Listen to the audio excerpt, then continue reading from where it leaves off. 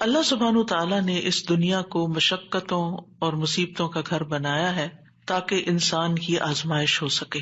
اللہ تعالیٰ نے انسان کی تخلیق کی حقیقت بیان کرتے ہوئے فرمایا لقد خلقنا الانسان فی کبد، بلا شبہ یقیناً ہم نے انسان کو بڑی مشقت میں پیدا کیا ہے، اور اس مشقت سے مراد وہ سختیاں اور مشقتیں ہیں جو انسان اس دنیا میں برداشت کرتا ہے، اور وہ مشقتیں بھی جو برزخ میں ہوں گی، قبر میں ہوگی، اور وہ جو قیامت کے دن اس کو برداشت کرنا ہوگی۔ یعنی انسان کی زندگی کا سفر مشقتوں کا سفر ہے، اور اس ریالٹی کو ایکسپٹ کر لینا چاہیے۔ ہاں، اگر کوئی اللہ تعالیٰ کی اطاعت اور فرما برداری میں یہ زندگی بسر کرتا ہے اور ان تکلیفوں پر ناراض نہیں ہوتا، ان آزمائشوں میں کامیاب ہو جاتا ہے، تو انشاءاللہ موت کے ساتھ ہی اس کی راحتوں بھری زندگی شروع ہو جائے گی اور آئندہ کے لیے اس کی مشقتیں ختم ہو جائیں گی۔ مشقتوں سے پاک، مصیبتوں اور تکلیفوں اور آزمائشوں سے پاک جگہ تو صرف جنت ہی ہے، اور دنیا جنت ہو نہیں سکتی، چاہے انسان اس کو جتنا بھی جنت بنانے کی کوشش میں لگا رہے۔ تو اس دنیا میں رہتے ہوئے اس حقیقت کو جان لینا چاہیے کہ یہاں امتحان ہوں گے، تکلیفیں ہوں گی، آزمائشیں ہوں گی، غم ہوں گے۔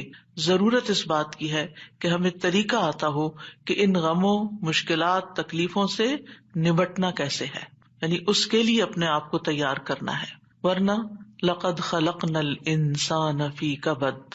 ابن عباس کہتے ہیں کبد سے مراد اس کا پیٹ میں حمل کی صورت میں رہنا، اس کا دودھ پینا، اس کا دودھ چھڑانا، دانتوں کا اگنا، اس کی زندگی کے بچپن کے مراحل اور اس کی گزران، اس کی موت، یہ سب کچھ بہت سخت اور شدید ہوتا ہے۔ یعنی حمل سے لے کے پیدائش کا مرحلہ اور پھر دودھ پینا اور چھڑانا اور دانتوں کا آنا، ٹیدنگ پیریڈ، سارے ہی مراحل کے اپنے مسائل ہوتے ہیں۔ ان سب میں انسان کو کسی نہ کسی تکلیف سے گزرنا پڑتا ہے۔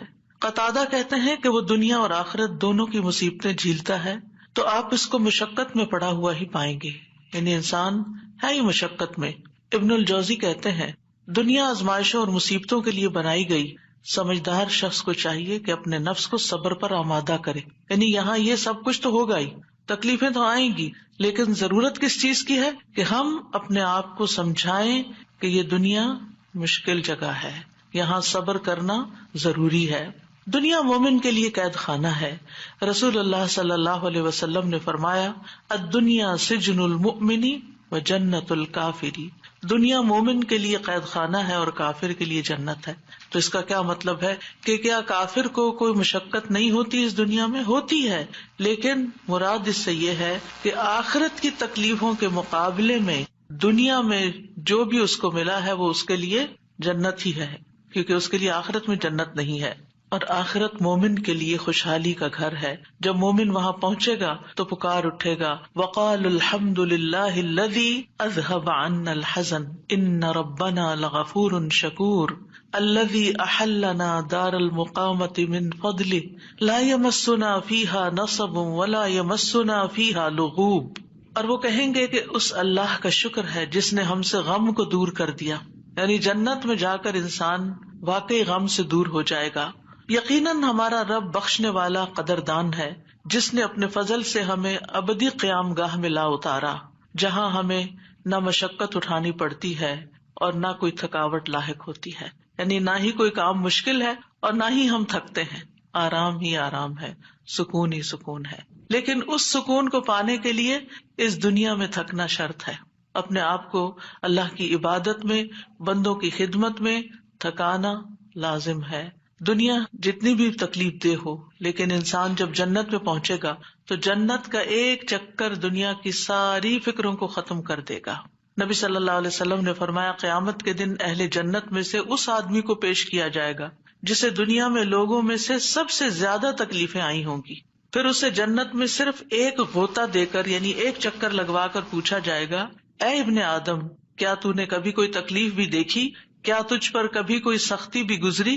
وہ عرض کرے گا اے میرے رب، اللہ کی قسم کبھی نہیں، کوئی تکلیف نہیں دیکھی، ساری تکلیفیں بھول جائیں گی، کبھی کوئی تکلیف میرے پاس سے نہ گزری اور نہ ہی میں نے کبھی کوئی شدت و سختی دیکھی۔ یعنی ایسی ٹھنڈک، ایسا آرام، ایسا سکون، ایسا لطف آئے گا کہ اس کے حافظے سے بھی نکل جائے گا کہ کبھی اس نے کوئی دکھ دیکھا تھا۔ تو آج ہم اس سلسلے میں رنج و غم کو دور کرنے والی سب سے بڑی دعا آیت کریمہ کے بارے میں پہلے پڑھیں گے۔ ارشاد باری تعالیٰ ہے، اور مچھلی والا جب وہ اپنی قوم سے غضبناک ہو کر چلا گیا تو اس نے گمان کیا کہ ہم ہرگز اس پر قادر نہ ہوں گے۔ پھر اس نے اندھیروں میں پکارا کہ تیرے سوا کوئی الہ برحق نہیں، تو پاک ہے، بے شک میں ہی ظالموں میں سے ہوں۔ تو ہم نے اس کی دعا قبول کر لی اور اسے غم سے نجات دے دی، اور ہم ایمان لانے والوں کو اسی طرح نجات دیا کرتے ہیں۔ یہاں ذنون سے مراد یونس علیہ السلام ہے، یعنی مچھلی والے۔ نون سے مراد مچھلی۔ یونس علیہ السلام عراق کی ایک بستی نینوا میں مبعوث کیے گئے تھے۔ انہوں نے اپنی قوم کو توحید کی دعوت دی، لیکن وہ مسلسل انکار کرتے رہے، جیسے کہ ہر قوم کا شیوا رہا۔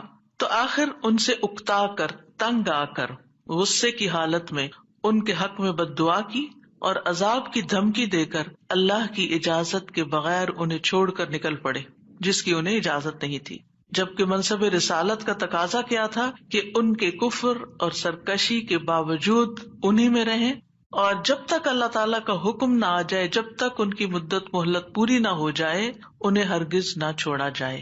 جیسا کہ نوح علیہ السلام نے 950 سال اسی کشمکش میں، اسی کام میں، اسی محنت میں گزار دیے، اور پھر اس وقت ان کے حق میں بد دعا کی جب ان سے کسی خیر کی توقع نہ رہی، اور جب اللہ تعالیٰ نے انہیں بتا دیا کہ اب اس کے بعد تمہاری قوم میں سے کوئی بھی ایمان نہیں لائے گا، تو اب جب انہیں پتہ چل گیا کہ کوئی بھی ایمان نہیں لائے گا، تو پھر انہیں اجازت دی گئی کہ وہ ان کے ختم ہونے کی دعا کر لیں، اور انہیں پھر ختم کر دیا گیا۔ یونس علیہ السلام گھبرا گئے اور اپنی بستی کو چھوڑ گئے، اور بستی سے نکل کر کچھ لوگوں کے ساتھ ایک کشتی میں سوار ہو گئے۔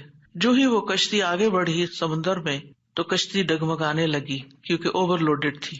اب ساری کشتی کے ڈوبنے کا خطرہ تھا، تو انہوں نے قرعہ اندازی کی کہ ایک آدمی کو کشتی سے نکال دیں تاکہ کشتی کا بوجھ ہلکا ہو جائے اور یہ اپنی منزل تک پہنچ جائے۔ قرعے میں یونس علیہ السلام کا نام نکلا، لیکن انہوں نے کشتی سے نکلنے سے انکار کر دیا، لہٰذا دوبارہ قرعہ اندازی کی گئی کہ ہو سکتا ہے کسی اور کا نام نکل آئے، لیکن پھر آپ ہی کا نام نکلا، اور پھر آپ نہیں نکلنا چاہتے تھے کشتی سے۔ پھر تیسری بار قرعہ اندازی کی گئی تو پھر آپ ہی کا نام نکلا۔ اللہ سبحانہ وتعالیٰ فرماتے ہیں فَسَاهَمَ فَكَانَ مِنَ الْمُدْحَضِينَ، پھر وہ قرعہ میں شریک ہوا تو ہارنے والوں میں سے ہو گیا۔ اب تو کوئی گنجائش ہی نہیں رہی تھی کہ اس کے بعد کچھ قرعہ اندازی کی جائے، اب تو انہی کی باری تھی۔ قرعہ ان کے نام نکلا۔ یہ دیکھ کر یونس علیہ السلام کھڑے ہو گئے اور انہوں نے دریا میں چھلانگ لگا دی۔ جو ہی انہوں نے چھلانگ لگائی، ایک بہت بڑی مچھلی نے آ کر ان کو نگل لیا۔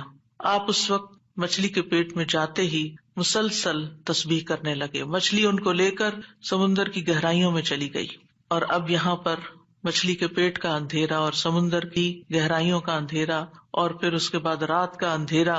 تو ایسے میں یونس علیہ السلام نے جس دعا سے مدد لی وہ یہی دعا تھی جو ان آیات میں بیان ہوئی ہے، لا الہ الا انت سبحانک انی کنت من الظالمین۔ تو بہرحال اللہ سبحانہ تعالیٰ نے ان کی دعا سن لی، انہیں غم سے نجات دی، اور مچھلی نے آپ کو ساحل پر اگل دیا، ایسے ساحل پر جہاں نہ کوئی انسان تھا، نہ کوئی پرندہ، نہ کوئی درخت اور نہ کوئی سایہ۔ پھر اللہ کے اذن سے انہیں یعنی کدو کی بیل کا سایہ بھی فراہم کیا گیا، اور اس کے ساتھ ساتھ کھانے کو بھی دیا گیا، اور ان کی جب تکلیف دور ہوئی اور وہ چلنے کے قابل ہوئے، کیونکہ ظاہر ہے کہ مچھلی کے اسٹمک میں ایسڈ ہوتا ہے، اور وہ ایسڈ نے ان کی اسکن کو اور ان کے پوری ہوش و حواس، ان کی آنکھیں، ان کی ہر چیز کو کتنا متاثر کیا ہوگا۔ تو جب ان کے ہوش و حواس بحال ہوئے اور چلنے کی کچھ طاقت ہوئی تو دوبارہ اسی بستی کی طرف بھیجے گئے۔ اب آپ دیکھیے کہ بستی والے دیکھ کر حیران ہو گئے ہوں گے کہ یہ شخص جو ہمیں چھوڑ کر چلا گیا تھا یہ کیسے واپس آ گیا، اور ہو سکتا ہے کہ ان کے جانے کے بعد انہوں نے تلاش بھی کیا اور وہ کہیں ملے بھی نہ ہوں۔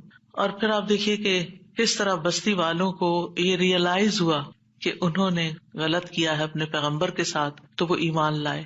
بہرحال پھر ایک مدت تک یہ بستی جو ہے ایمان لا کر دنیا میں جیتی رہی۔ دوسری طرف یونس علیہ السلام کو اللہ سبحانہ وتعالیٰ نے غم سے نجات دی، اور اس طرح ان کی نجات کے بعد ان کو اللہ تعالیٰ نے چن لیا۔ اسی طرح اللہ سبحانہ وتعالیٰ اس بستی کے بارے میں فرماتے ہیں فَلَوْلَا كَانَتْ قَرْيَةٌ آمَنَتْ فَنَفَعَهَا إِيمَانُهَا إِلَّا قَوْمَ يُونُسَ لَمَّا آمَنُوا كَشَفْنَا عَنْهُمْ عَذَابَ الْخِزْيِ فِي الْحَيَاةِ الدُّنْيَا وَمَتَّعْنَاهُمْ إِلَىٰ حِينٍ سو کوئی ایسی بستی کیوں نہ ہوئی جو ایمان لائی ہو، پھر اس کے ایمان نے اسے نفع دیا ہو یونس کی قوم کے سوا۔ جب وہ ایمان لے آئے تو ہم نے ان کی ذلت کا عذاب دنیا کی زندگی میں ان سے ہٹا دیا اور انہیں ایک وقت تک سامان دیا۔ کہا جاتا ہے کہ یونس علیہ السلام جب قوم کو چھوڑ کر گئے تھے اور ان لوگوں کو یہ بات سمجھ آ گئی کہ وہ نبی تھے اور وہ جھوٹ نہیں بولتے، تو وہ سب کے سب اپنے بچوں، چوپایوں، مویشیوں سب کو لے کر صحرا کی طرف نکل گئے اور ماں کو بچوں سے الگ کر دیا، اور اللہ سبحانہ تعالیٰ کے حضور میں رو رو کر دعائیں کی، حتیٰ کہ ان کے اونٹ بلبلانے لگے اور بچے بھی رونے لگے اور گایوں کے بچے ڈکرانے لگے اور بھیڑ بکریاں اور سارے جانور بولنے لگے۔ یعنی ایک سما ہوگا اس توبہ استغفار کا کہ کس طرح انہوں نے فریادیں کی۔ صاحب دیکھیے، ادھر ان کا پیغمبر فریادیں کر رہا ہے اور ادھر ان کی قوم فریادیں کر رہی ہے اپنے سارے مال و متاع کے سمیت۔ تو اللہ سبحانہ تعالیٰ نے کس طرح ان کی فریادیں سن لی۔ تو اس سے کیا پتا چلتا ہے کہ دعا مانگنے کا بھی ایک سلیقہ ہوتا ہے۔ بے روح دعائیں، بس صرف الفاظ کا دہرا دینا، کبھی چپ کر کے دل میں دہرا لینا، کبھی زبان سے لفظ نکالے بغیر صرف منہ سے بول دینا، یہ کافی نہیں ہوتا، بلکہ اس کے لیے بہت ضروری ہوتا ہے کہ انسان اپنی آہوزاری ظاہر کرے، اللہ سبحانہ تعالیٰ کے آگے اپنی بے قراری کو بیان کرے اور اپنی کیفیت اور اپنے غم اور اپنے دکھ کی داستان سنائے اور محنت کرے دعا میں۔ ہم دعا میں محنت نہیں کرتے، ہم ایک آدھ دفعہ بس کر لیتے ہیں، کبھی تھوڑا بہت آنسو بھی آ گئے، تھوڑا بہت رو پڑے اور بات ختم ہو گئی اور پھر کہا ہم نے تو بڑی دعا کر لی، ہماری تو سونی نہیں جاتی۔ یونس علیہ السلام نے یہ آیت کریمہ کیسے پڑھا تھا اور ہماری قوم میں کیسے رواج ہے آیت کریمہ پڑھنے کا؟ یعنی باتیں بھی چل رہی ہوتی ہیں اور گٹنیاں پھینکی جا رہی ہوتی ہیں اور 1.25 لاکھ پورا کرنا ہوتا ہے اور کوئی صحیح پڑھ بھی رہا ہوتا ہے اور کوئی اس کے پروننسیشن بھی نہیں جانتا اور کچھ سے کچھ اس کو پڑھ رہا ہوتا ہے، اور پھر یہ کہ توقع رکھتے ہیں کہ اب ہم نے 1.25 لاکھ پڑھ کے دے دیا ہے تو ہماری مشکل ضرور آسان ہو جائے، حالانکہ بات 1.25 لاکھ کی نہیں۔ اور قرائن سے کہیں یہ پتہ نہیں چلتا کہ یونس علیہ السلام نے 1.25 لاکھ پورا کیا تھا اور جب وہ اس سے نکلے تھے، ہو سکتا ہے انہوں نے چند ہی بار پکارا، لیکن پوری تکلیف میں جب کراہتے ہوئے روتے ہوئے پکارا تو اللہ سبحانہ تعالیٰ نے اس دعا کو سن لیا۔ تو ہم سب کو بھی چاہیے کہ اپنی دعاؤں کے اندر رقت پیدا کریں، خشوع پیدا کریں، عاجزی سے دعا مانگیں، رو کے دعا مانگیں۔ جو بھی مشکلات اٹکی ہوئی ہیں، جو بھی مسائل ہمارے ارد گرد ہم پہ چھائے ہوئے ہیں، جن چیزوں کی طرف سے بھی ہم پریشان ہیں، جو بھی غم، ہم، حزن اور مستقبل کے فکر اور پریشانیاں، جو چیزیں بھی ہماری زندگی میں عام ہو رہی ہیں، ان سب کو دور کرنے کے لیے ہم اللہ کو پکاریں اور خوب پکاریں۔ تو اللہ سبحانہ تعالیٰ نے یہاں ان کا نام نہیں لیا ان آیات میں، بلکہ ذنون کہا، مچھلی والا، کیونکہ نون مچھلی کو کہتے ہیں اور مچھلی نے انہیں نگل لیا تھا۔ وَذَنُّونِ إِذْ ذَهَبَ مُغَاضِبًا، یعنی غصے میں گئے تھے، ناراض ہو کے گئے تھے قوم سے۔ فَظَنَّ أَن لَّن نَّقْدِرَ عَلَيْهِ، انہوں نے یہ ہرگز نہیں سمجھا کہ اللہ تعالیٰ ان پر قابو نہ پا سکے گا، یعنی اس کا مطلب ہے کہ انہوں نے سمجھا کہ شاید ان کی پکڑ نہیں ہوگی، یعنی انہیں کچھ کہا نہیں جائے گا۔ قدرہ کا مطلب ہوتا ہے کسی پہ کوئی چیز تنگ کر دینا، جس سے رزق کی تنگی کے لیے بھی یہ لفظ قرآن میں استعمال ہوتا ہے۔ مطلب یہ ہے کہ یونس علیہ السلام جب اپنی قوم کو چھوڑ کر نکل رہے تھے تو انہوں نے یہ سمجھا تھا کہ اس پر وہ حق بجانب ہیں اور ان کی پکڑ نہیں ہوگی، یعنی ہم انہیں کچھ نہیں کہیں گے، لیکن پکڑ ہو گئی کیونکہ اللہ تعالیٰ کا حکم نہیں آیا تھا۔ اچھا، بعض اوقات ہم بھی کچھ اپنی زندگی میں ایسے کام شروع کر دیتے ہیں یا ایسے ڈیسیژن لے لیتے ہیں اور ساتھ ہی اس خوش فہمی میں مبتلا ہو جاتے ہیں، یہ تو معمولی سی بات ہے، اس پہ اللہ تعالیٰ کیا پکڑے گا، اس پہ نہیں پکڑ ہوتی۔ لیکن کبھی بھی جان بوجھ کے نافرمانی نہیں کرنی چاہیے اور انسان کو حد الوسع کوشش کرنی چاہیے کہ اللہ تعالیٰ کی ناراضگی کے کاموں سے بچے، اور کسی بھی گناہ کو ہلکا نہیں سمجھنا چاہیے، چھوٹا نہیں سمجھنا چاہیے کہ اس پہ نہیں پکڑ ہوتی، لیکن پکڑ ہو گئی۔ فنادى في الظلمات ألا إله إلا أنت سبحانك إني كنت من الظالمين۔ آپ دیکھیے ہم سے بھی جب کوئی غلطی ہوتی ہے نا، کوئی بات منہ سے غلط نکل جائے، کوئی ہمارا رویہ کسی کے ساتھ غلط ہو جائے، معاملہ کسی کے ساتھ سخت ہو جائے، ہم کسی کے ساتھ تلخ ہو جائیں، تو اس کے بعد ہمارے دل میں ریگریٹ ضرور آتی ہے، ہمیں احساس ہوتا ہے۔ اور حدیث میں آتا ہے کہ فرشتہ 6 گھڑیاں قلم اٹھائے رکھتا ہے۔ اگر اس میں، اب گھڑیوں سے مراد کتنی ڈیوریشن ہے یہ نہیں مجھے معلوم، لیکن مطلب یہ ہے کہ کچھ دیر اس کو دی جاتی ہے کہ کیا یہ اپنی غلطی مانتا ہے۔ اور کچھ اللہ کے بندے ایسے ہوتے ہیں کہ جو ہی ان سے غلطی ہوتی ہے اور ان کے دل میں پنچ ہوتی ہے، ان کو شرمندگی ہوتی ہے، وہ فوراً استغفار شروع کر دیتے ہیں اور اپنی غلطی کو مان جاتے ہیں اور کہتے ہیں کہ یہ کیا کیا میں نے، مجھے ایسا نہیں کرنا چاہیے تھا۔ اور پھر کیا ہوتا ہے، اللہ تعالیٰ اپنی رحمت سے معاف کر دیتا ہے ایسے بندوں کو. تو یونس علیہ السلام سے بھی جو ہو گئی کمی، اس کے بعد انہیں احساس ہو گیا کہ ایسے ہی ان کا نام کرے میں نہیں نکلا. اسی طرح ہم پر جب کوئی مشکل آتی ہے تو بعض اوقات انسان سوچتا ہے کہ یہ مشکل ایک دفعہ آئی ہے، پھر آ گئی ہے، یہ کیا ہو رہا ہے میرے ساتھ، یہ کیوں آ رہی ہے، ضرور میں نے کوئی ایسی غلطی کی ہے. پھر انسان استغفار شروع کر دیتا ہے اور آیت کریمہ کا ورد شروع کر دیتا ہے کہ کوئی مصیبت اللہ کے اذن کے بغیر نہیں آتی. یہ اگر مشکل آئی ہے، مصیبت آئی ہے، تو ضرور اس کے پیچھے کوئی وجہ ہے. تو آپ دعا کر سکتے ہیں کہ یا اللہ مجھے میری غلطی دکھا دے، مجھے میرا جو بھی گناہ ہے مجھے اس کی یاد آ جائے، مجھے اس کی سمجھ آ جائے، میں اس کو چھوڑ دوں تو اس کو معاف کر دے. تو استغفار کی کثرت جو ہوتی ہے وہ انسان کو مشکلات سے نجات دیتی ہے. تو فنادى في الظلمات، تو انہوں نے اندھیروں میں پکارا. کون سے اندھیرے؟ رات کا اندھیرا، سمندر کا اندھیرا، مچھلی کے پیٹ کا اندھیرا اور غموں کا اندھیرا کہ میں کہاں پھنس گیا ہوں، وہاں سے نکلنے کا کوئی راستہ ہی نہیں. آپ دیکھیے کہ اگر کوئی ڈور بند ہوتا ہے تو انسان ڈور بجاتا ہے، کوئی آ کے کھول دیتا ہے، دروازہ توڑ دیتا ہے، انسان کچھ نہ کچھ حل نکل آتا ہے. گھر کے اندر اگر انسان کہیں ٹریپ ہو گیا، ٹریفک میں ٹریپ ہو گیا، کہیں اور ٹریپ ہو گیا، کوئی نہ کوئی آ کے آگے بڑھ کے کوئی مدد کر سکتا. لیکن مچھلی کے پیٹ کے اندر ٹریپ ہو جانا، نو وے آؤٹ. اور آپ کو پتا مچھلی کا پیٹ ہوتا بڑا ہے، جیسے ویل مچھلی ہے نا، تو اس کا جو ماؤتھ ہوتا ہے وہ بہت بڑا نہیں ہوتا. کرل کھاتی ہے نا، کرل بہت چھوٹی چھوٹی چیز ہوتی ہے، اور کئی ٹن کرل کھا جاتی ہے، لیکن یہ ہے کہ چھوٹی چیز اندر لے جا سکتی. اب یہ تو اللہ کے اذن سے اس کا منہ کھل گیا ہوگا اور وہ اندر چلے گئے، اور یہ بھی نہیں ہمیں پتا کہ وہ ویل تھی یا کوئی اور، کیونکہ سمندر کی اکثر مخلوق تو ہمارے علم میں ہی نہیں ہے، یہ تو انسانوں کے اندازے ہیں. تو بہرحال ان کے دل پہ جو غم تھا اور جو تکلیف تھی اس میں انہوں نے پکارا اور سب سے پہلے توحید کا اقرار کیا، لا الہ الا انت، کہ اس وقت مجھے پکا یقین ہے اور مجھے اس پر پورا اعتماد ہے کہ اس مشکل سے صرف تو نکال سکتا ہے، کوئی بھی نہیں. میری فریاد سننے والا کوئی نہیں، میری مدد کرنے والا کوئی نہیں، میرے کام آنے والا کوئی نہیں. تو آپ دیکھیے مشکلات کے حل کے لیے سب سے پہلی چیز توحید کا اقرار کرنا چاہیے. افسوس یہ کہ ہمارے ہی لوگ توحید کے اقرار کی بجائے مشکلات میں غیر اللہ کو پکارنے لگتے ہیں، یا علی مدد، یا فلاں مدد، قبر والوں کو پکارنے لگتے ہیں. کس قدر افسوس کی بات ہے. یونس علیہ السلام اپنے رب کو پکار رہے ہیں اور کہہ رہے ہیں کہ تیرے سوا کوئی الہ نہیں، لا الہ الا انت. اور انسان کی ناسمجھی دیکھیے کہ وہ مشکل وقت میں غیر اللہ کو پکارے، اس کی مشکل کہاں سے آسان ہو سکتی ہے. اور پھر اس کے بعد الا انت سبحانک، تو پاک ہے، یعنی اللہ تعالیٰ کی ذات کو ہر نقص، ہر عیب، ہر آفت سے منزہ اور پاک قرار دیا. ہمارے ہاں کیا ہوتا ہے جب کوئی تکلیف آتی ہے یا ہم لوگوں کو بلیم کرتے ہیں، ان کی وجہ سے ہوا ہی ہے، فلاں نے نظر لگا دی ہے، یا پھر ہم اللہ تعالیٰ کو الزام دینے لگتے ہیں، اٹس ناٹ فیئر، میرے ساتھ اچھا نہیں ہوا. تو اب آپ دیکھیے جس بندے کی ڈائریکشن ہی صحیح نہیں، اس کی مشکلات کہاں سے حل ہوں گی. اگر آپ اپنے قصور کا ذمہ دار دوسرے کو ٹھہرا رہے ہیں، الزام تراشی کر رہے ہیں، دوسرے کی عیب جوئی کر رہے ہیں، دوسرے کی شکایتیں کیے چلے جا رہے ہیں، کیونکہ عام طور پر ہوتا کیا، جب انسان کو کوئی پرابلم آتی ہے، میاں بیوی مثلاً کوئی لڑائی ہوئی، تو اگر آپ عورت کا کیس سنیں تو سارا الزام میاں کو دے گی، میاں کا کیس سنیں تو سارا الزام بیوی کو دے گا. تو ایک دوسرے کو الزام دینے سے مسائل کبھی حل نہیں ہوتے. ہمیشہ دنیاوی معاملات میں بھی کوئی رکاوٹ آئے تو دیکھنا چاہیے کہ میں نے کون سا ڈیسیژن غلط کیا تھا، میری غلطی کہاں تھی. یونس علیہ السلام اللہ کے چنے ہوئے نبی تھے، ان کو سمجھ آ گیا کہ غلطی میں نے کی ہے اور اس کا اعتراف انہوں نے کیا. یاد رکھیے توبہ میں، استغفار میں سب سے پہلے اپنی غلطی کا اعتراف کرنا ہوتا ہے. اگر آپ بلیم گیم کھیلتے رہے، ایک دوسرے کے اوپر الزام تراشی کرتے رہے، ایک دوسرے پہ بال پھینکتے رہے، تو مسئلہ کبھی بھی حل نہیں ہو سکتا.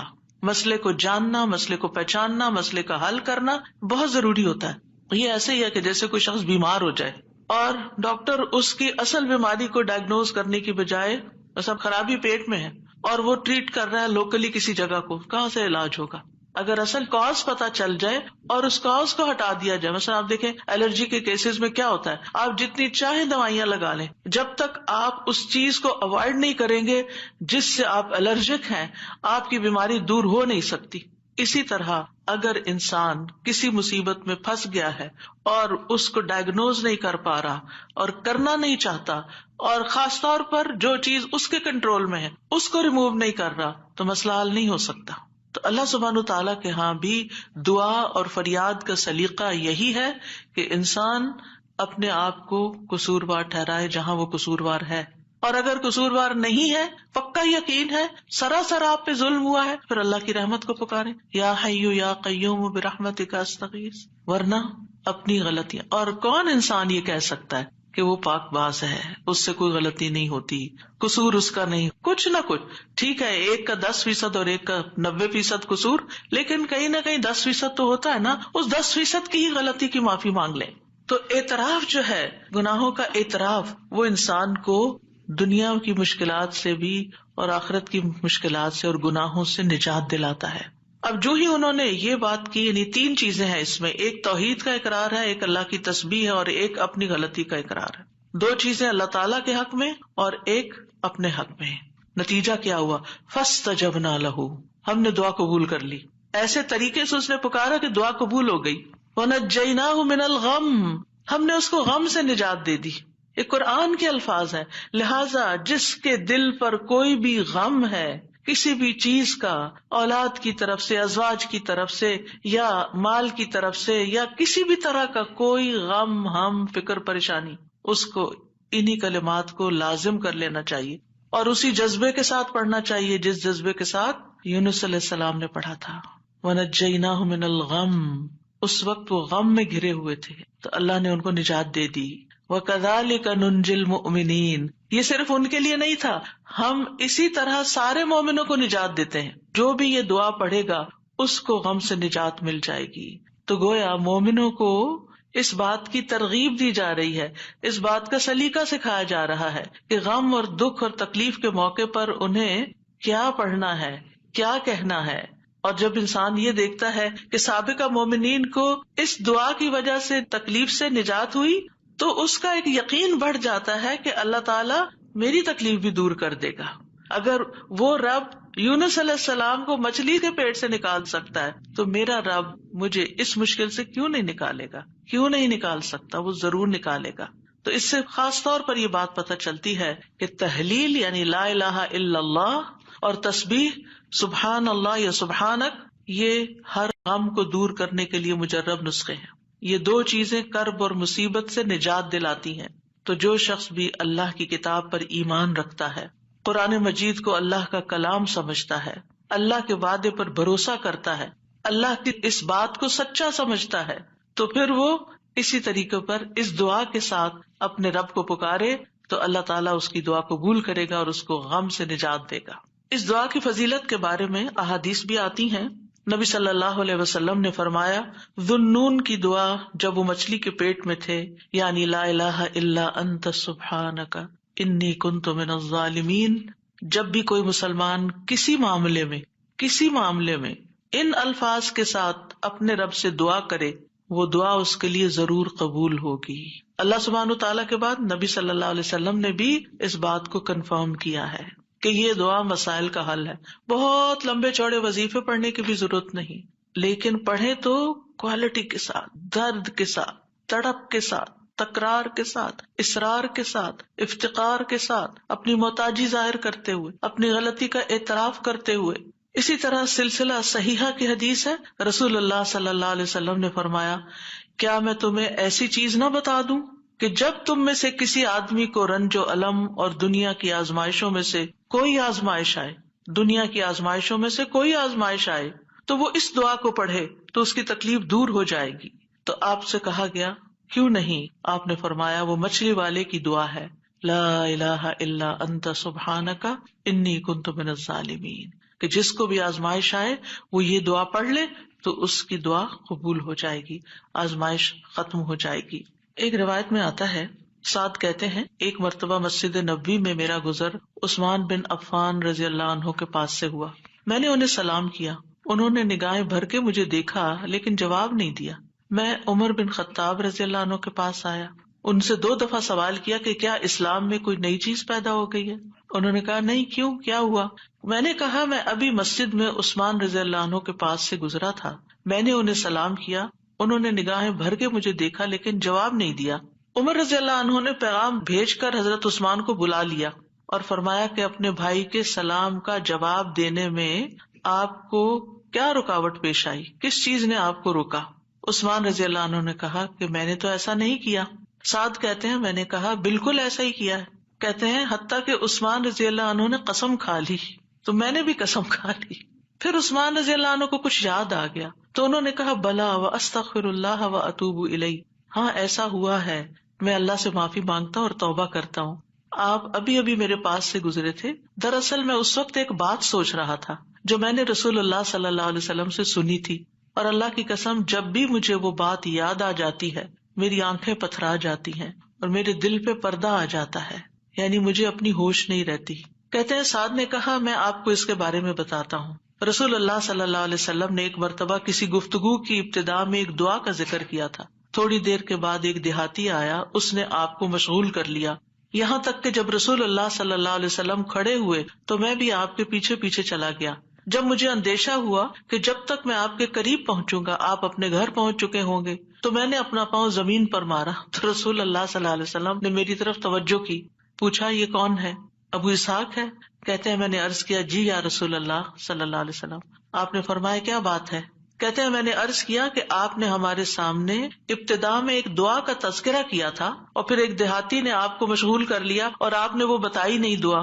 آپ نے فرمایا ہاں وہ یونس علیہ السلام کی دعا ہے جو انہوں نے مچھلی کے پیٹ میں مانگی تھی، یعنی لا الہ الا انت سبحانک انی کنت من الظالمین. کوئی بھی مسلمان جب بھی کسی معاملے میں ان الفاظ کے ساتھ دعا کرے گا تو دعا ضرور قبول ہوگی.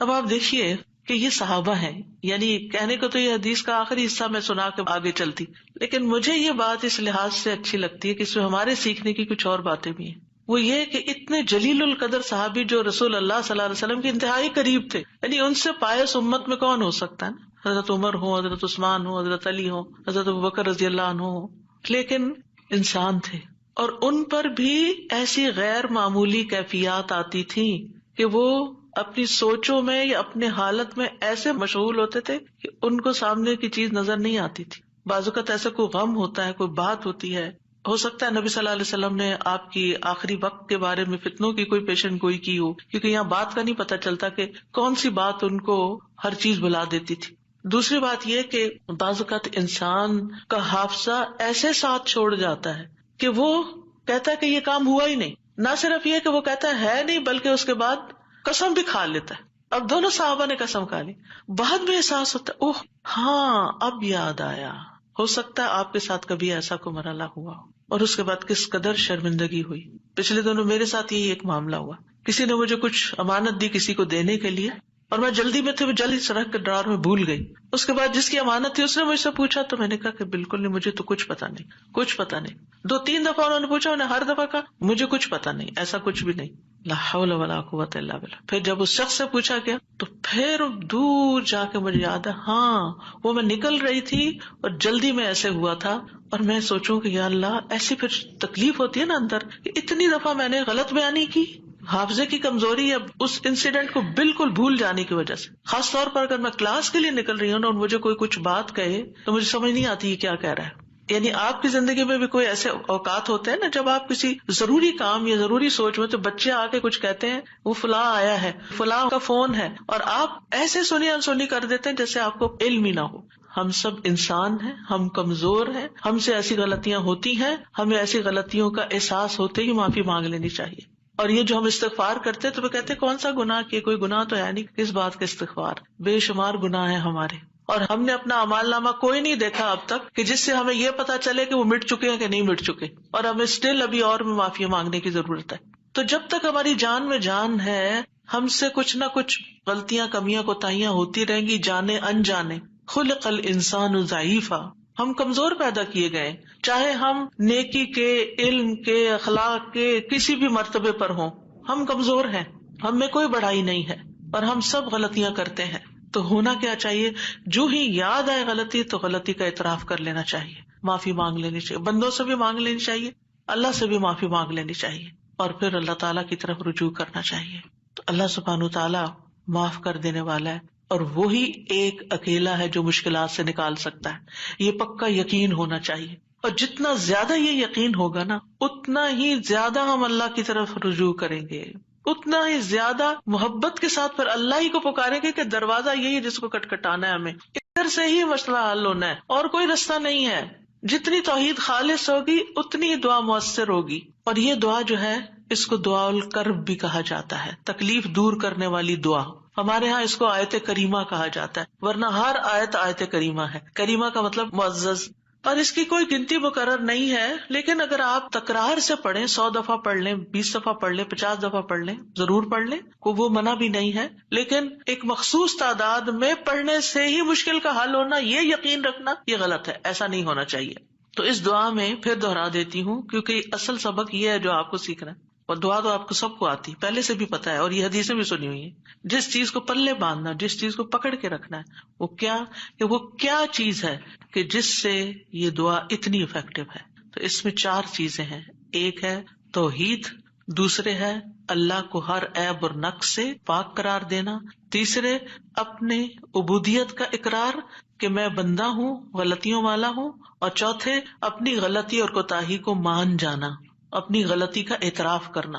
جس بندے کے اندر یہ 4 چیزیں ہوں گی، جس دعا میں یہ 4 چیزیں آ جائیں گی، انشاءاللہ وہاں مسائل حل ہو جائیں گے.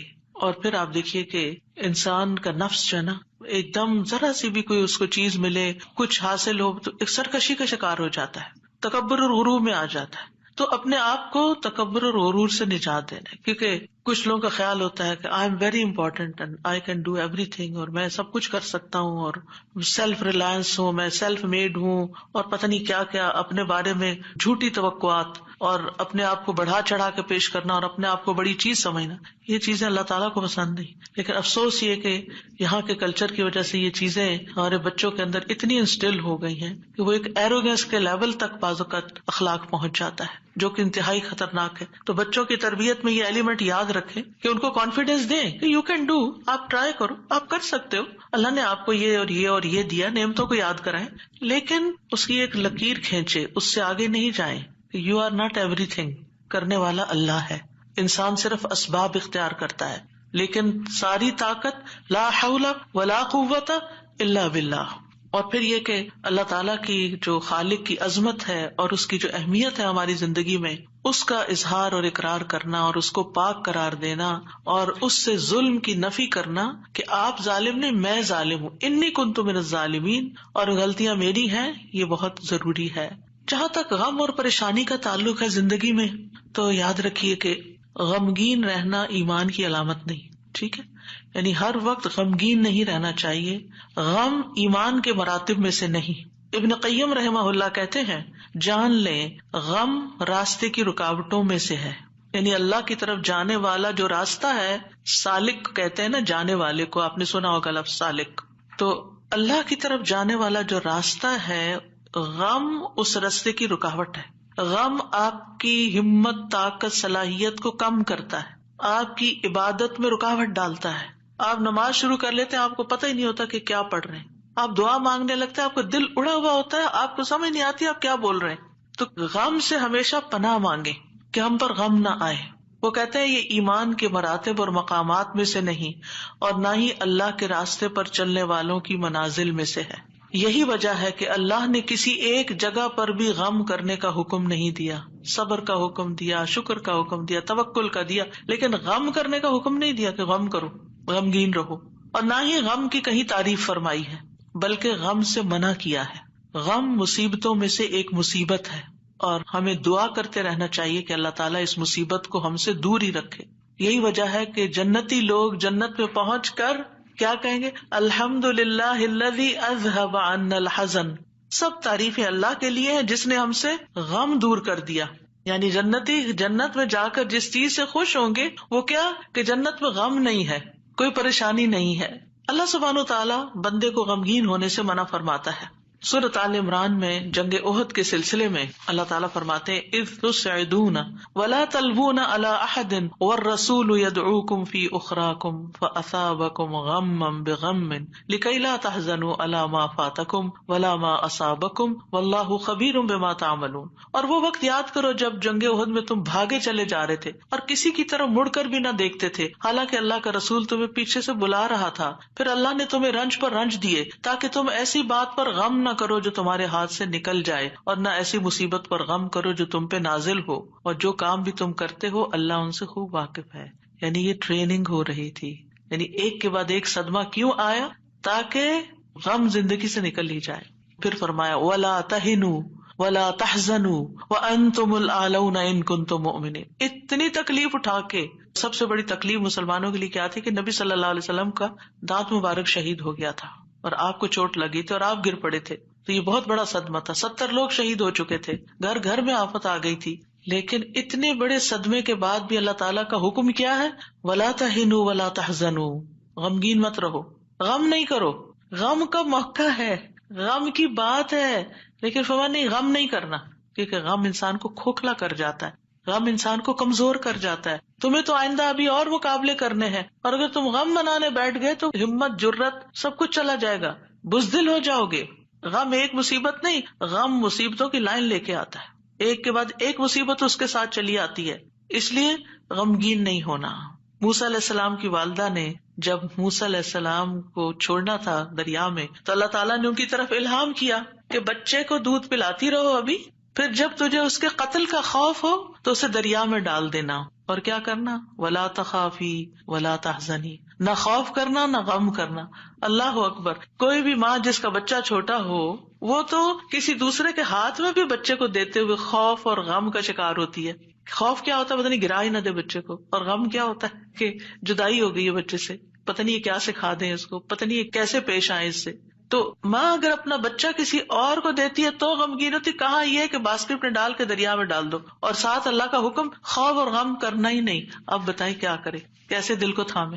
یہی اصول سیکھ لیں زندگی کے لیے۔ جہاں کہیں غم پاس آئے، کہیں رونا آئے، کہیں دکھی ہوں، اللہ تعالیٰ کا یہ فرمان یاد کر لیں، اور ہے بھی عورت کے لیے، وَلَا تَخَافِي وَلَا تَحْزَنِي، اپنے آپ کو خود یاد کرائیں، وَلَا تَخَافِي وَلَا تَحْزَنِي کہتی رہیں، وَلَا تَخَافِي وَلَا تَحْزَنِي، نہ خوف کرو نہ غم کرو، اللہ ہے نا، اللہ مشکل آسان کر دے گا۔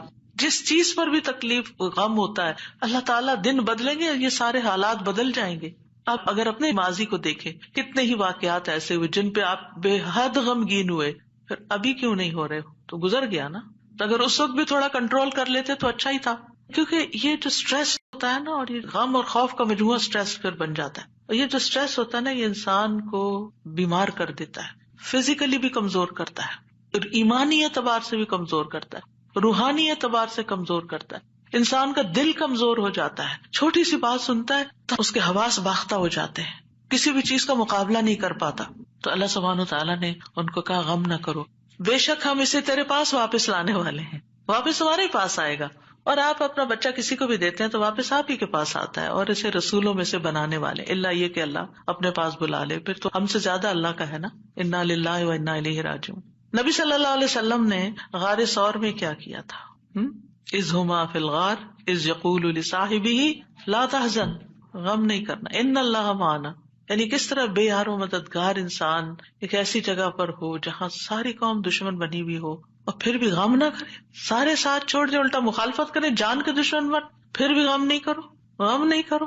اور حضرت ابوبکر تو نبی صلی اللہ علیہ وسلم کے لیے غمگین ہو رہے تھے نا۔ ابن قیم کہتے ہیں 4 چیزیں جسم کو برباد کر دیتی ہیں: پریشانی، غم، بھوک اور بیداری۔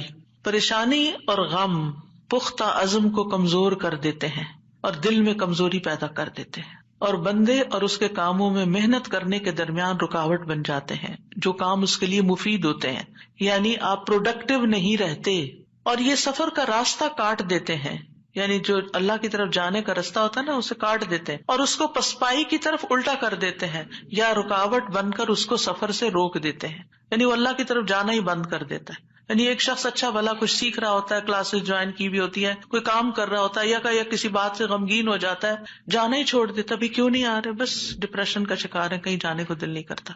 آپ اچھا بھلا ایک کام کر رہے تھے، آپ بیکار ہو کے بیٹھ گئے، کیا یہ نقصان نہیں ہے؟ اور اس غم کی حالت میں انسان کی عقل ایسے ماری جاتی کہ اس کو اپنا نقصان بھی نہیں سمجھ آتا کہ یہ میں اپنا ہی نقصان کر رہا ہوں، اپنے آپ کو کھا رہا ہوں۔ غم کیا ہے؟ خود کو کھانا۔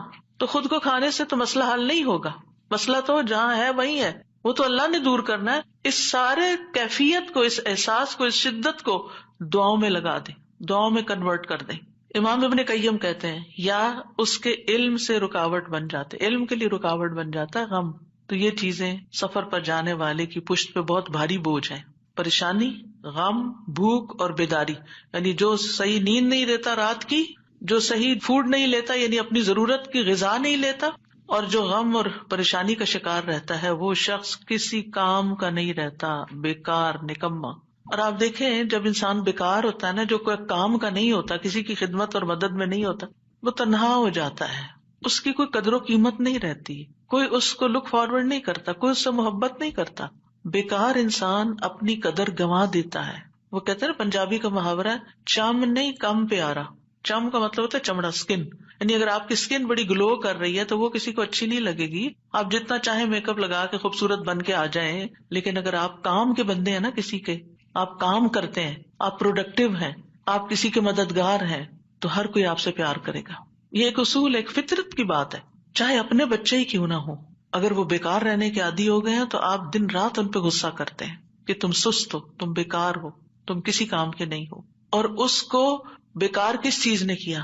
فکر، پریشانی، غم، دکھ، تکلیف، ان چیزوں نے. تو ان کا علاج کرنا ہوگا. ابراہیم بن ادہم کہتے ہیں غم دو طرح کے ہوتے ہیں، ایک غم تمہارے حق میں ہے اور ایک غم تمہارے خلاف ہے. بس وہ غم جو تمہارے حق میں ہے وہ آخرت کے بارے میں غم کرنا ہے. سارے غموں کو ایک میں ڈھال لے، اور وہ ہے آخرت کا غم کہ وہاں میرا کیا ہوگا، کیا میں جنت میں جا سکوں گی یا نہیں. وہ کہتے ہیں کہ ایک غم تمہارے حق میں ہے، وہ آخرت کے بارے میں غم کرنا اور اس کی خیر و برکات کے بارے میں غم کرنا ہے. اور وہ غم جو تمہارے خلاف ہے وہ دنیا اور اس کی زینت کے بارے میں غم کرنا ہے، دنیا کے فائدوں کے بارے میں غم کرنا کہ کوئی چیز چلی گئی. وہ دنیا کی زینت کیا ہے؟ مثلاً اپنی جوانی، اپنا حسن، یہ ساری چیزیں کیا ہے، وقت کے ساتھ ساتھ ڈھل جاتی ہیں. پھر کچھ لوگ اس پر غم لگا بیٹھتے ہیں کہ ہم پہلے سے خوبصورت نہیں رہے، پہلے سے اسمارٹ نہیں رہے، پہلے سے ایکٹیو نہیں رہے. اور کچھ لوگ تو ہر وقت رونا ہی روتے رہتے ہیں، اب میرا حافظہ کمزور ہو گیا ہے، اب میں سوچ نہیں سکتی. ایک خاتون کو میں جانتی ہوں کہ پچھلے 20 سال سے یہی بات ہر وقت کرتی ہے جب ملتی ہے.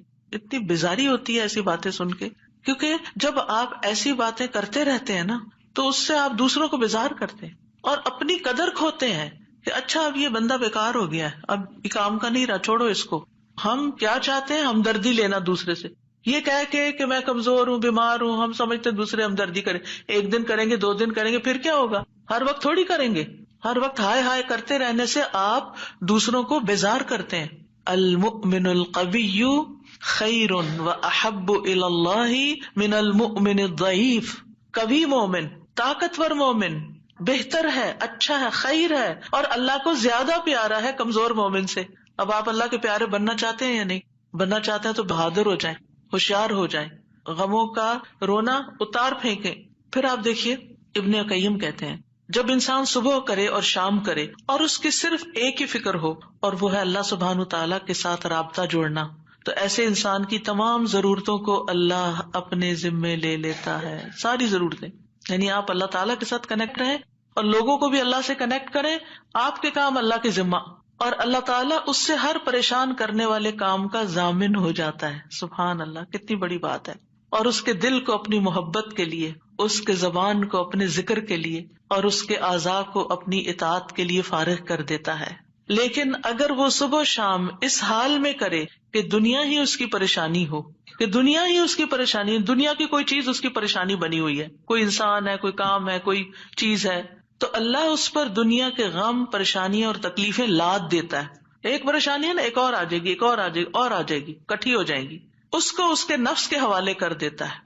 تو اللہ اس کے دل کو اپنی محبت سے ہٹا کر مخلوق کی محبت میں مشغول کر دیتا ہے. یہ بھی ایک سزا ہوتی ہے کہ انسان انسانوں کی محبت کا قیدی ہو جاتا ہے.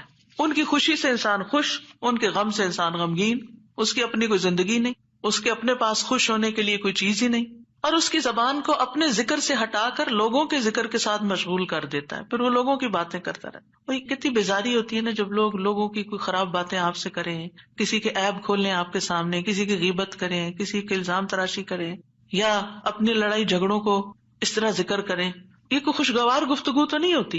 تو یہ بھی سزا کی ایک قسم ہوتی ہے کہ ہر وقت انسان اس قسم کی باتیں کرتا رہے اور اس کے اعضاء کو اپنی اطاعت سے ہٹا کر لوگوں کے کاموں میں مشغول کر دیتا ہے. انبیاء کا خاص وصف یہ تھا کہ وہ آخرت کو ہر وقت یاد رکھتے تھے اور ہر معاملے کو اسی کو پیش نظر رکھ کے نبھاتے تھے. ان کے بارے میں آتا ہے انا اخلصناہم بخالصۃ ذکر الدار، بے شک ہم نے انہیں ایک خاص صفت کے ساتھ چن لیا جو اصل گھر کی یاد ہے، یعنی وہ آخرت کو یاد کرتے رہتے ہیں، ان کا غم آخرت کے بارے میں ہے۔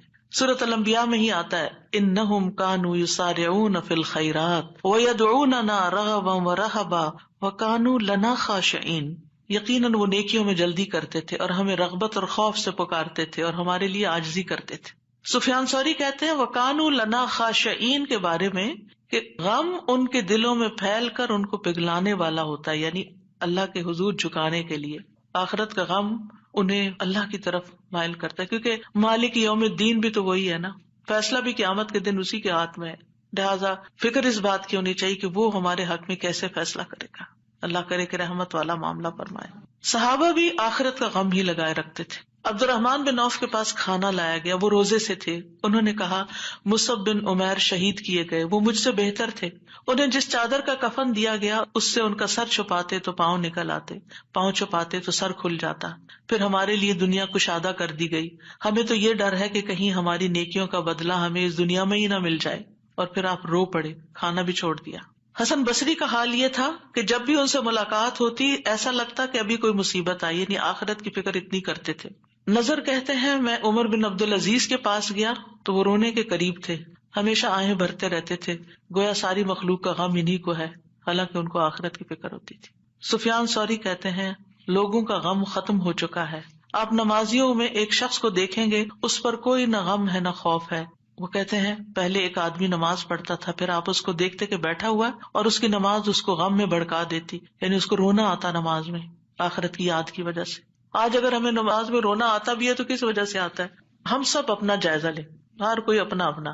پچھلے ایک مہینے کے اندر سوچئے میں کتنی بار روئی ہوں اور کیوں روئی ہوں، دنیا کے غم میں روئی ہوں یا آخرت کے غم میں روئی ہوں۔ ہم کیوں روتے ہیں؟ اس نے مجھے ہرٹ کر دیا، یہ مسئلہ آ گیا، فلاں آ گیا۔ یہ چھوٹے مسئلے ہیں، یہ وقت کے ساتھ ختم ہو جائیں گے، جو آگے آپ بڑھیں گے یہ مسئلے پیچھے رہتے جائیں گے، لیکن آگے جو آ رہا ہے نا، کل جس کو دیکھنا ہے وہ ہے مشکل وقت، اس کا غم لگا لیں، پیچھے نہ دیکھیں آگے دیکھیں۔ صحابہ نماز ضائع ہونے پہ غم زدہ ہوتے تھے، عبادت نہ کر سکنے پر غمگین ہوتے تھے، فتنوں میں پڑنے پہ غمگین ہوتے تھے، ہر دن زندگی کو کم کر رہا ہے اس بات میں غمگین ہوتے تھے، اس بات میں نہیں کہ دنیا چھوڑ جائیں گے تو کیا بنے گا، یہ سارے ہمارے مال اسباب اور جو ہم نے اتنی محنت سے کمائے ہیں اس کا کیا ہوگا، اس بات کا غم کہ حساب کا وقت قریب آ رہا ہے، ہر دن موت سے قریب کر رہا ہے، ہر دن قبر سے قریب کر رہا ہے، آگے میرا حساب ہونا ہے، میں کیا اس کے لیے تیار ہوں؟ کیا میں نے اپنے سارے کام نپٹا لیے؟ تو بات یہ ہے کہ رنج و غم زندگی کا حصہ ہے، لیکن دنیا کا غم نیچے آ جانا چاہیے اور آخرت کا غم اوپر آ جانا چاہیے، یہ ہم نے کرنا ہے۔ اور دنیا کے غموں سے بچنے کے لیے سب سے پہلے توحید کا یقین، اللہ کی طرف رغبت، تقدیر پر یقین کہ جو تکلیفیں آ رہی ہیں نا یہ تقدیر کا حصہ ہیں، ان کو ایکسپٹ کر لیا جائے، اب ایسا ہونا تھا ہو گیا نا، اب جو نئی زندگی ہے اس میں ایڈجسٹ کیا جائے، اللہ سے اچھا گمان رکھا جائے، پھر ہم و غم ملنے پر اجر پر نظر رکھی جائے، جب کوئی تکلیف پیش آئے کسی بھی قسم کی، کوئی رکاوٹ، تکلیف، دکھ، پریشانی، تو اس پر جو اجر ملتا ہے انسان کو اس کو اپنے سامنے رکھے انسان۔ حدیث میں آتا ہے رسول اللہ صلی اللہ علیہ وسلم نے فرمایا کسی مومن آدمی کو جب بھی کوئی تکلیف یا کوئی بیماری یا رنج، یہاں تک کہ اگر اسے کوئی فکر ہو تو اس کے گناہوں کا کفارہ ہو جاتا ہے۔ ایک اور روایت میں آتا ہے یہاں تک کہ جو چوٹ اسے لگتی ہے یا کوئی کانٹا چبھتا ہے وہ بھی اس کے گناہوں کا کفارہ ہوتا ہے۔ اور ویسے بھی وہ حدیث تو بارہا آپ نے سنی کہ انسان کا درجہ اللہ کے ہاں بلند لکھا ہوتا ہے اس کی قسمت میں، لیکن اس کے عمل تھوڑے ہوتے ہیں، تو اللہ تعالیٰ اس کو کسی مشکل میں ڈالتا ہے تاکہ صبر کر کے بلند درجے تک پہنچ جائے۔ پھر انسان دنیا کے معاملے میں اگر غم ہے تو اپنے سے زیادہ غم والوں کو دیکھ لے، ان کی پریشانیوں کو دیکھے، انبیاء کی آزمائشوں اور تکلیفوں کے بارے میں پڑھے، جانے کہ ان پہ کیسے کیسے غم آئے، پھر اپنے آپ کو اللہ کے سپرد کرے، اپنا معاملہ اللہ کے حوالے کرے، اور جو کام اللہ نے کرنے کو دیے نا ان کی پلاننگ کرے اور وہ کرے، اپنے دل کا حال اللہ کے سامنے رکھے، انما اشکو بثی وحزنی الی اللہ، کثرت سے اللہ کا ذکر کرے کیونکہ اللہ کے ذکر میں دلوں کو اطمینان ہوتا ہے، الا بذکر اللہ تطمئن القلوب، تسبیحات کی کثرت کر دے۔ نبی صلی اللہ علیہ وسلم نے فرمایا جو اپنے مال کو خرچ کرنے سے بچائے، دشمن سے مقابلہ کرنے سے ڈرے، رات سے خوف کھائے کہ وہ اس کو پریشان کرتی ہے، تو وہ اس قول کی کثرت کر دے سبحان اللہ والحمد للہ ولا الہ الا اللہ واللہ اکبر، اور اگر ولا حول ولا قوت الا باللہ بھی پڑھ لے تو اس کا اپنا فائدہ ہے الگ سے۔ پھر یہ کہ اپنے فرائض اور اپنی ذمہ داریوں کو پورا کرے انسان۔ بہت دفعہ انسان کی بیکاری اس کو غمگین کرتی ہے، کرنے کا کوئی کام نہیں ہے، فارغ ہے، کوئی مقصد نہیں زندگی میں، کوئی منزل نہیں، کچھ اچیو کرنے کو نہیں، دن آتا ہے چلا جاتا ہے، تو یہ چیزیں بھی انسان کو پریشان رکھتی ہیں۔ جب آپ کی گول سیٹنگ ہوگی ہر روز کی، صبح سویرے اٹھتے ہی اور ارلی مارننگ کام شروع کر دیں گے تو پریشانیاں بھاگ جائیں گی، ان کو آپ کے پاس آنے کا وقت نہیں ملے گا کیونکہ آپ مصروف ہیں، آپ ان کو ٹائم نہیں دیں گے کیونکہ آپ کے پاس اور کام ہے۔ لیکن جب آپ فارغ ہوتے ہیں تو وہ آ جاتی ہیں آپ کا دل اڑانے۔ پھر نماز سے مدد حاصل کرنا، وَاسْتَعِینُوا بِالصَّبْرِ وَالصَّلَاةِ، انبیاء گھبراہٹ میں نماز کی طرف لپکتے تھے، اور جو نماز چھوڑ دیتا ہے اللہ کی مدد اس سے چھٹ جاتی۔ تو نماز کی پابندی، صدقہ کرنا، صدقات انسان کے غموں کو دور کرنے کا باعث ہے۔ اللہ تعالیٰ فرماتے ہیں الذین ينفقون اموالهم باللیل والنہار سرا وعلانیہ فلہم اجرہم عند ربہم ولا خوف علیہم ولا هم يحزنون، جو لوگ دن رات کھلے چھپے اپنا مال خرچ کرتے ہیں انہیں اپنے رب سے اس کا اجر ضرور مل جائے گا، ایسے لوگوں کو نہ کچھ خوف ہوگا نہ وہ غمگین ہوں گے۔ پھر اسی طرح دین پر استقامت غم اور خوف کو دور کرتی ہے، دین کے کاموں میں جمے رہیں۔ ان الذین قالوا ربنا اللہ ثم استقاموا فلا خوف علیہم ولا هم يحزنون، یقیناً وہ لوگ جنہوں نے کہا کہ اللہ ہمارا رب ہے پھر اس پر خوب قائم رہے، ان پر نہ کوئی خوف ہوگا نہ وہ غمگین ہوں گے۔ پھر حالات سے کمپرومائز کرنا، حالات سے راضی رہنا، جیسے ابراہیم علیہ السلام حضرت ہاجر کو جب چھوڑ گئے مکہ کی وادی میں تو وہ پریشان ہوئی کہ میں اکیلی، میرا بچہ اکیلا، ہم یہاں کیا کریں گے، نہ کھانا نہ پینا نہ کچھ۔ تو دوڑتی ہوئی حضرت ابراہیم کے پیچھے آئیں جب وہ واپس جا رہے تھے تو ان سے پوچھا اللہ ہمارا کب حاضر، اللہ نے آپ کو اس کا حکم دیا کہ ہمیں یہاں اکیلے چھوڑ دیں؟ تو ابراہیم علیہ السلام نے اس بات میں سر ہلایا، تو کہنے لگی پھر اللہ تعالیٰ ہمیں تنہا نہیں چھوڑے گا، اگر اللہ کا حکم ہے نا تو ٹیک کیئر کر لے گا۔ ایسے ہی بندہ مومن کہتا ہے اگر یہ اللہ کا فیصلہ ہے نا تو وہ میری ٹیک کیئر کر لے گا، مجھے فکر کرنے کی ضرورت نہیں ہے۔ زبان سے رب کی رضا کے کلمات ہمیشہ ادا کریں، کاش اور افسوس ہو گیا اس کے الفاظ نہیں استعمال کریں، یہ کہیں جو اللہ کی مرضی، جو تقدیر میں لکھا تھا وہ ہوا۔ اچھے کاموں میں مصروف ہوں، خدمت خلق میں مصروف ہوں۔ رسول اللہ صلی اللہ علیہ وسلم نے فرمایا وہ لوگ اللہ تعالیٰ کو زیادہ محبوب ہیں جو دوسروں کے لیے زیادہ فائدہ مند ہوں، اور اللہ عز و جل کے ہاں سب سے پسندیدہ اعمال یہ ہیں مسلمان کا اپنے بھائی کو خوش کر دینا۔ آپ خود غمگین بھی ہیں، دکھی بھی ہیں، دوسروں کو خوش کرنا شروع کر دیں، آپ بھی خوش ہو جائیں گے، کیونکہ خوشی کنٹیجیس ہوتی ہے، خوشی پھیلانے سے پھیلتی ہے۔ اس سے کوئی تکلیف دور کر دینا، یعنی اوروں کی تکلیف دور کرے، اللہ آپ کی دور کر دے گا۔ اس کا قرضہ چکانا، اسے کھانا کھلانا، اور مجھے کسی بھائی کی ضرورت پوری کرنے کے لیے اس کے ساتھ چلنا اس مسجد نبوی میں 1 مہینہ اعتکاف کرنے سے زیادہ محبوب ہے۔ اور جس نے اپنے غصے کو روک لیا اللہ اس کی خامیوں پر پردہ ڈال دے گا، اور جو اپنے غصے کو نافذ کرنے کی سخت کے باوجود پی گیا اللہ اس کے دل کو قیامت کے دن امیدوں سے بھر دے گا۔ اور جو اپنے بھائی کے ساتھ اس کی ضرورت پوری کرنے کے لیے چلا اللہ تعالیٰ اس کو اس دن ثابت قدم رکھے گا جس دن قدم ڈگمگا جائیں گے۔ اور بد اخلاقی اعمال کو یوں تباہ کرتی ہے جیسے سرکہ شہد میں بگاڑ پیدا کر دیتا ہے، یعنی شہد میں اگر سرکہ ڈال دیں تو سرکے کا ٹیسٹ غالب آ جائے گا، شہد کا پیچھے چلا جائے گا۔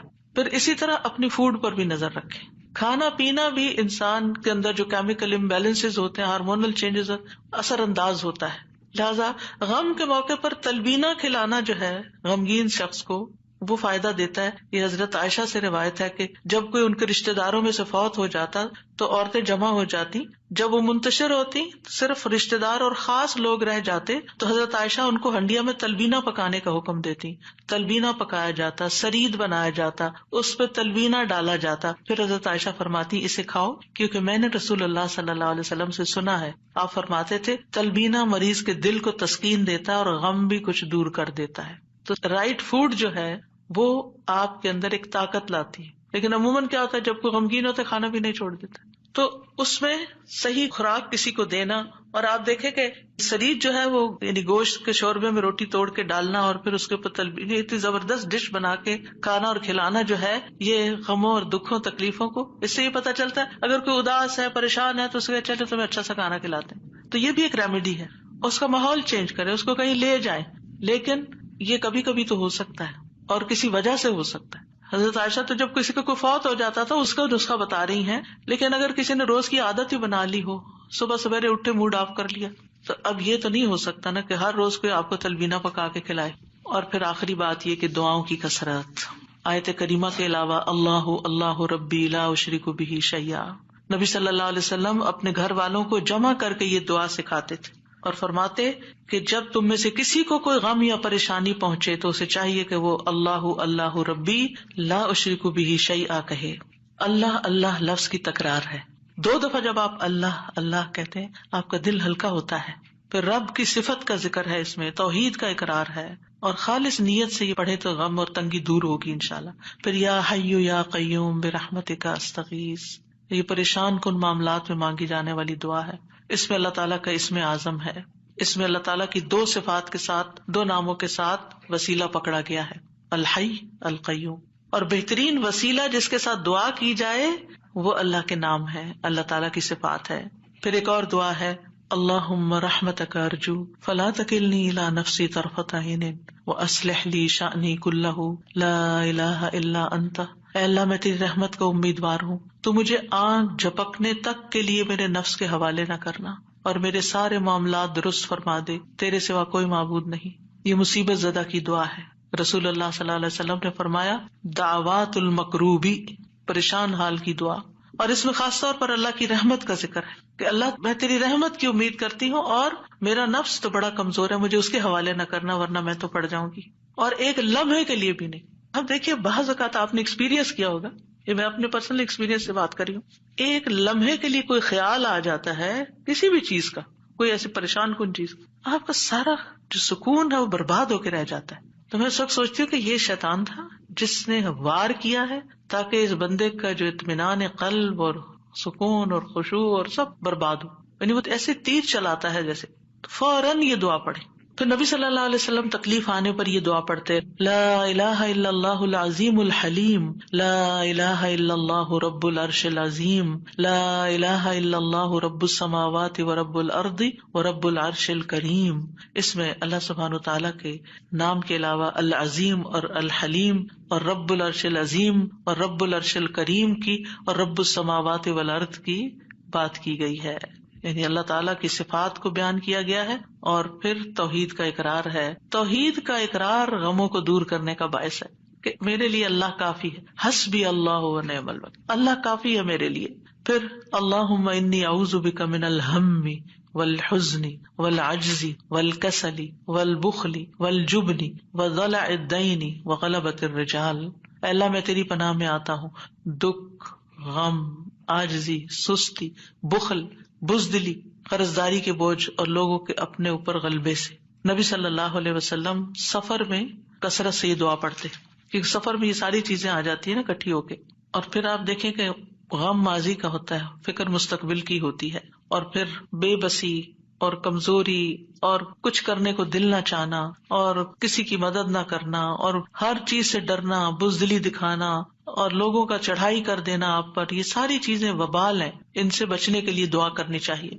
اور پھر اگر مستقل طور پر دل پریشان رہتا ہے تو اللہم انی عبدک وابن عبدک وابن امتک ناصیتی بیدک ماض فی حکمک عدل فی قضاؤک اسألک بکل اسم هو لک سمیت بہ نفسک او انزلتہ فی کتابک او علمتہ احدا من خلقک او استأثرت بہ فی علم الغیب عندک ان تجعل القرآن ربیع قلبی ونور بصری وجلاء حزنی وذہاب ہمی وغمی. اس کے لیے وعدہ ہے کہ جو یہ پڑھے گا اللہ سبحانہ وتعالیٰ اس کے غم کو خوشی میں بدل دے گا. یہ دعا ایک چھوٹے کارڈ کی شکل میں چھپی ہوئی ہے، اگر آپ کو یاد نہیں تو کسی بھی جگہ پر یہ کارڈ لے جا کر چپکا دیں اور جب دل پریشان ہو جا کے کھڑے ہو کے اس کو پڑھ لیں تاکہ آپ کو زبانی یاد ہو جائے. اسی طرح یہ چھوٹا کارڈ ہے جس میں یہ ساری دعائیں موجود ہیں، اپنے پرس کے اندر رکھیں، جب دل پریشان ہو تو ان کو آپ پڑھ سکتے ہیں.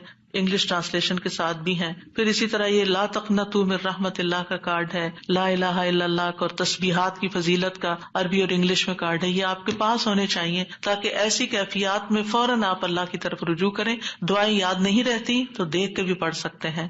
اور اللہ سبحانہ وتعالی ہم سب کے غم، دکھ، پریشانیوں کو دور فرمائے. اور درود شریف کی کثرت بھی غموں کو دور کرتی ہے. وآخر دعوانا ان الحمد للہ رب العالمین. سبحانک اللہم وبحمدک اشہد ان لا الہ الا انت استغفرک واتوب الیک. السلام علیکم ورحمۃ اللہ وبرکاتہ.